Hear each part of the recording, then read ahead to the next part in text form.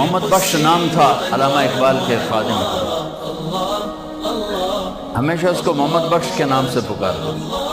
ایک دفعہ نام نے لیا، کسی اور طرح سے پکارا تو وہ کہنے لگا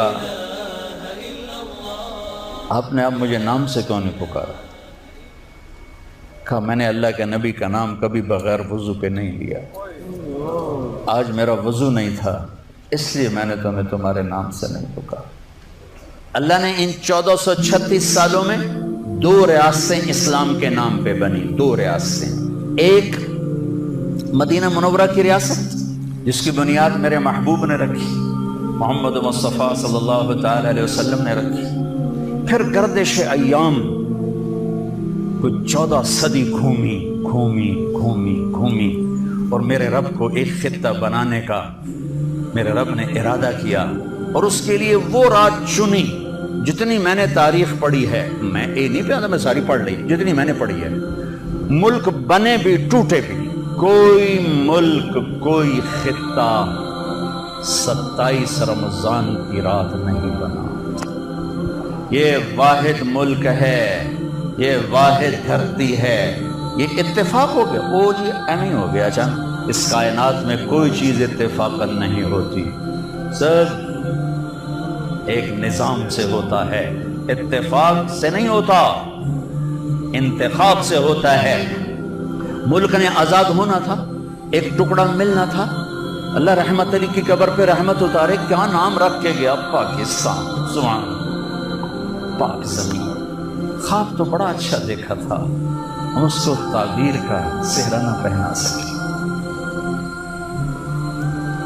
27 رمضان 14 اگست یوں جوڑ دی اللہ تعالیٰ، سارے مہینوں کا سردار ہے رمضان، اور ساری راتوں کی سردار ہے لیلۃ القدر، ساری راتوں کی سردار۔ اللہ نے رمضان کیوں چنا؟ 27 کیوں چنی؟ اور سوچو تو صحیح میرے عزیزو، ہماری نسل بیٹھے ہو، یہ بچے بچیاں، اس دیش کی قدر کرو، یہ ناچنے گانے کے لیے نہیں بنایا تھا ہمارے بڑوں نے، یہ ظلم و ستم کے لیے نہیں بنایا تھا، یہ boy friend girl friend culture کے لیے نہیں بنایا تھا، یہ خواب دیکھا تھا کہ ایک دیش ہوگا جہاں میرا رب کا نام زندہ ہوگا، کہ ہم آزادی سے اللہ کا نام لے سکیں گے، چونکہ مسلم اور کافر کے مفاد ایک نہیں ہیں، مسلم اور کافر کی سوچ ایک نہیں، یہ آپس میں اکٹھے ہو کر نہیں چل سکتے، چونکہ ترجیحات کا فرق ہے، سوچ کا فرق ہے۔ اگرچہ وہ ہو نہ سکا، مجھے کبھی کبھی اتنا رونا آتا ہے کہ یا اللہ، ساری دنیا کے لوگ تو پیش ہوں گے تیرے سامنے اور تیرے نبی کے سامنے، یہ امت، لیکن یہ پاکستان والے 6 لاکھ کے سامنے بھی پیش ہوں گے جو اس دیش کے لیے ذبح ہوئے، عزتیں قربان ہوئیں۔ چند دن پہلے مجھے ہندوستان کے لوگ ملے انڈیا میں،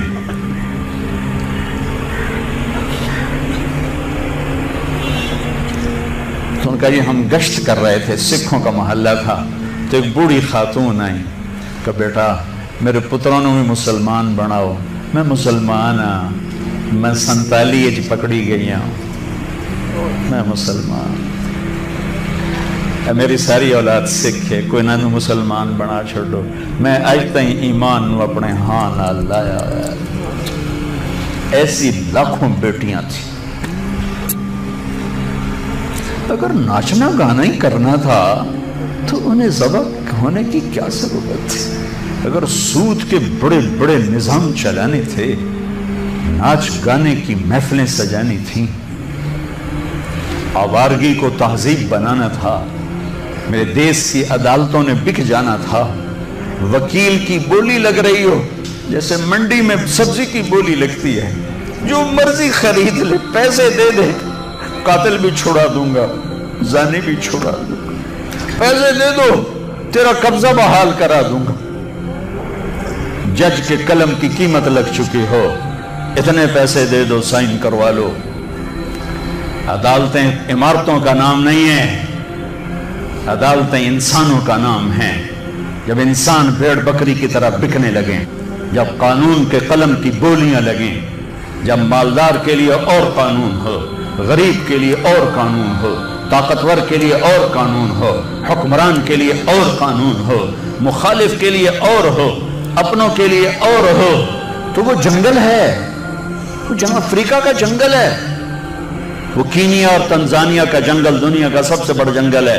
ابھی دیکھ کر آیا ہوں میں، ہماری جماعت چلے کی تھی، یہ اس سے بھی بڑا پاکستان ہو یا کوئی دیس ہو، میرا دیس ہے، میں اس کے لیے آنسو بہا رہا ہوں۔ پولیس کے رویے مالدار کے لیے اور، غریب کے لیے اور، طاقتور کے لیے اور، پیسہ دینے والے کے لیے اور، رشوت دینے والے کے لیے اور، ظالم کو پوچھنے والا کوئی نہ ہو، مظلوم کی سننے والا کوئی نہ ہو۔ یہ کیسی عدالتیں ہیں جہاں مظلوم کی صدا نہ پہنچ سکے؟ یہ کیسا انصاف ہے کہ مظلوم کو انصاف لینے کے لیے اگلی نسل تک کا انتظار کرنا پڑے؟ یہ کیسا انصاف ہے جہاں گھر بک جائیں، جائیدادیں بک جائیں، اور پھر بھی وکیل کی فیس پوری نہ ہو سکے؟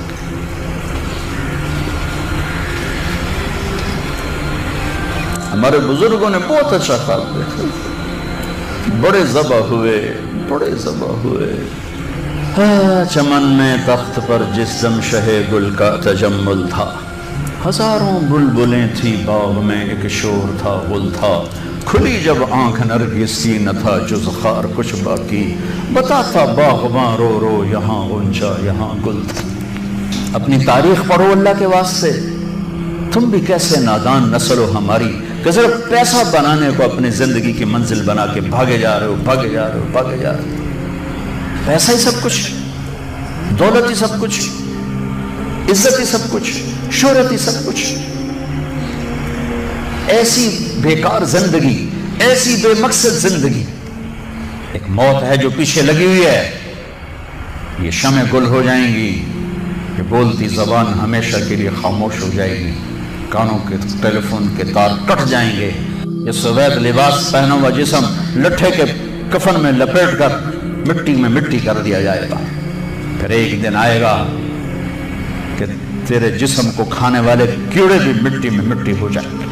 اجل ہی نے چھوڑا نہ کسرا نہ دارا، اسی سے سکندر صفاتے بہارا، ہر ایک لے کے کیا کیا نہ حسرت ستارہ، پڑا رہ گیا سب یوں ہی ٹھاٹ سارا، جگہ جی لگانے کی دنیا نہیں ہے، یہ عبرت کی جا ہے تماشا نہیں۔ 6 لاکھ انسان ذبح ہوئے، تو مجھے کبھی خیال آتا ہے کہ یہ امت اللہ کے سامنے پیش ہوگی، اللہ کے نبی کے سامنے پیش ہوگی، اور پاکستانی 6 لاکھ کے سامنے بھی پیش ہوں گے، اور ان کے ہاتھ ہوں گے اور ہمارے گریبان ہوں گے کہ ظالموں ہماری بیٹیوں کی عزتیں نلاؤ، ستلج ہمارا قبرستان بنا، راوی کی لہروں نے ہمیں کفن پہنا، چناب کی مچھلیوں کے پیٹ ہماری قبریں بنے، ہماری ہڈیاں بحیرہ عرب میں جا کے گری، ہماری معصوم بچیاں آج بھی کفر کی قید میں زندگی گزار گئے، ان کے بچے جنتے جنتے جنتے روزانہ ان کے ضمیر پہ کیا قیامتیں ٹوٹتی ہوں گی۔ تم کیا کر رہے ہو؟ بوائے فرینڈ گرل فرینڈ کیا کر رہے ہو؟ جھوٹ، سود، بدماشی، عیاشی۔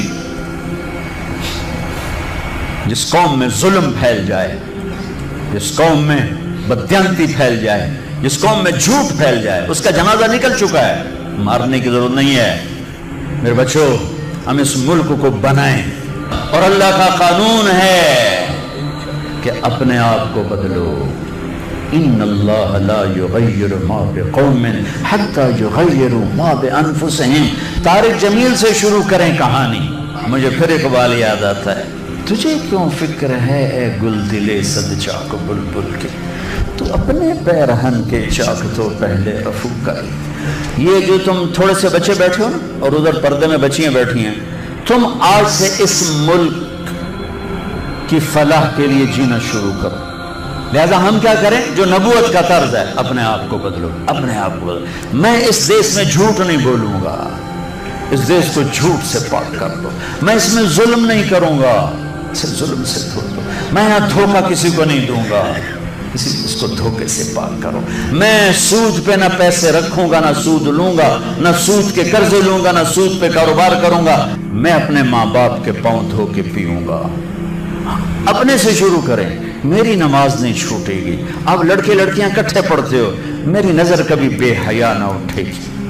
یاد رکھنا میرے بچوں، جس کی نظر بے حیا ہو جائے، دنیا کے جنید بغدادی اس کے دل کو نرم نہیں کر سکتی، اس کا دل پتھر ہو جاتا ہے، اس میں خیر جاتی نہیں۔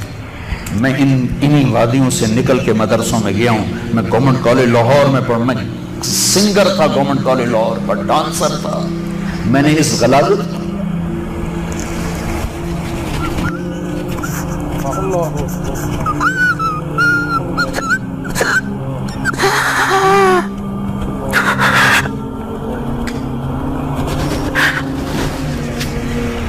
میں نے ان اندھیروں میں سفر کیا ہوا ہے، میں نے ان ابلتے گٹروں کا پانی پیا ہوا ہے،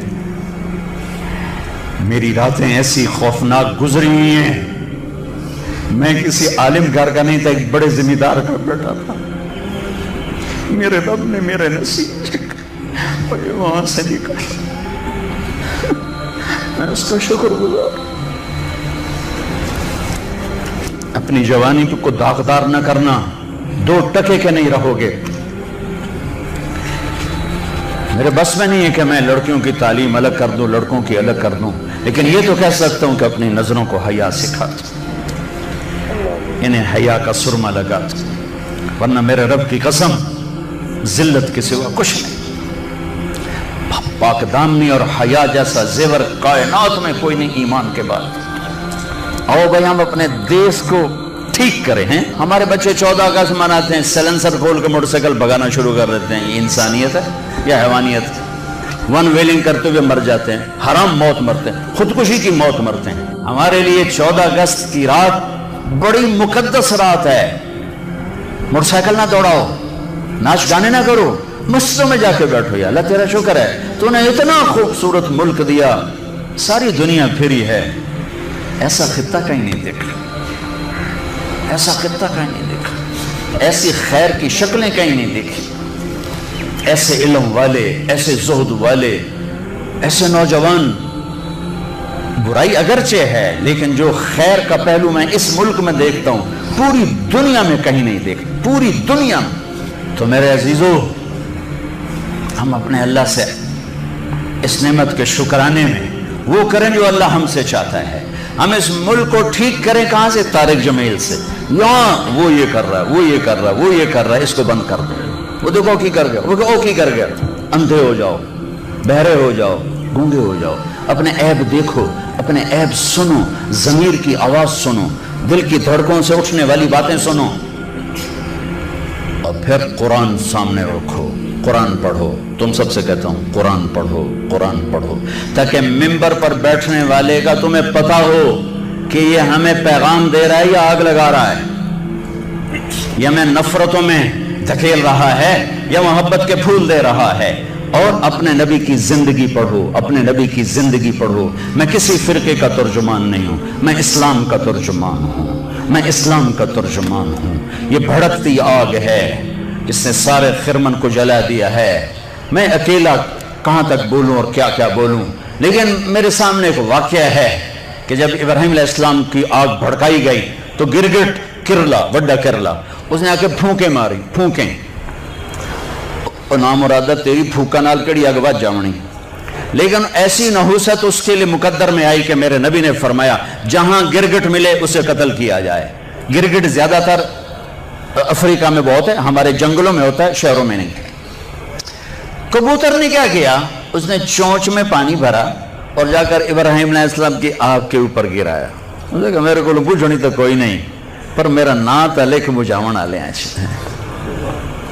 تو میرے اللہ نے کبوتر کی ایسی محبت ڈالی لوگوں کے دلوں میں کہ حرمین میں کبوتر کے سوا کوئی پرندہ کوئی، ہزاروں پرندے گنبد خضرا کا طواف کر رہے ہوتے ہیں، ہزاروں کبوتر بیت اللہ کا طواف کر رہے ہوتے ہیں، ہزاروں کبوتر مسجد نبوی کا طواف کر رہے ہوتے ہیں، اور ساری دنیا سے آنے والے مسلمان ان کو دانا ڈال رہے ہیں، دانا ڈال رہے ہیں۔ یہ اس کبوتر کی طفیل ہے جس نے 2 چونچ پانی گرایا تھا۔ میں کچھ نہیں ہوں، میں ایک کبوتر ہوں جو 2 چونچ پانی گرا رہا ہوں۔ اس بھڑکتی آگ کو میں نہیں بجھا سکتا، لیکن میں اس آگ کو میں پھونک نہیں مار سکتا۔ میں پھونک مارنے والوں میں اپنا نام نہیں لکھانا چاہتا۔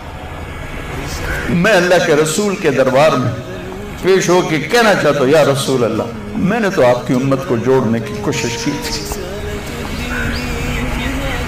آگے تمہاری مرضی، شیعہ بنو، سنی بنو، بریلوی بنو، دیوبندی بنو، وابی بنو، جو مرضی ڈھول بجاؤ، ارے مسلمان بن کے رہو۔